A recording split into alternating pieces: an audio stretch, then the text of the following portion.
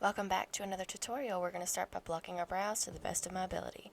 Then you're going to paint a white semicircle and surround it with black. It's going to be a clock.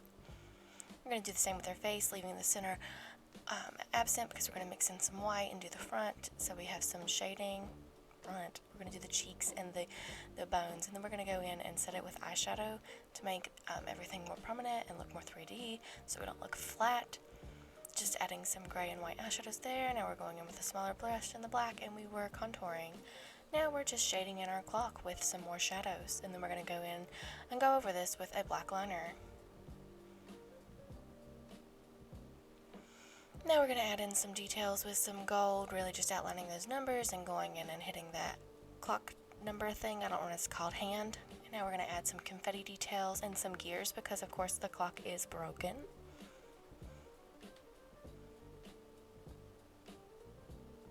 Now we're going to go in for what seems like an eternity and put white eyeshadow on our eyelid and underneath it. Should have sped this part up, but I did not. So enjoy me packing on 17 layers of white eyeshadow. I really need a pigmented white. If anyone could recommend that, I would appreciate it. Thanks. And just when you think we're done, no, we're going to add some more white. And some more. And some more. Oh, and we're almost finished.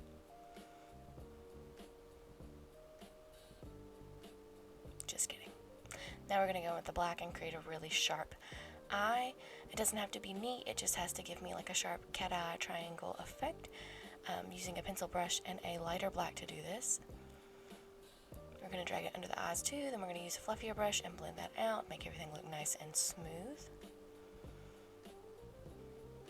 I'm going to do this also for an eternity.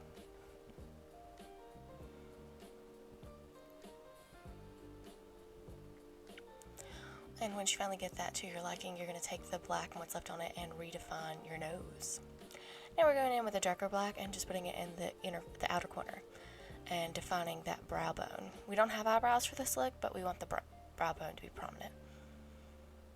Adding some silver glitter eyeliner to the under eyes to make it pop. Then we're going to go in with some gold liner underneath where our brow would be. And this is the final look. I added some lip lashes and glitter.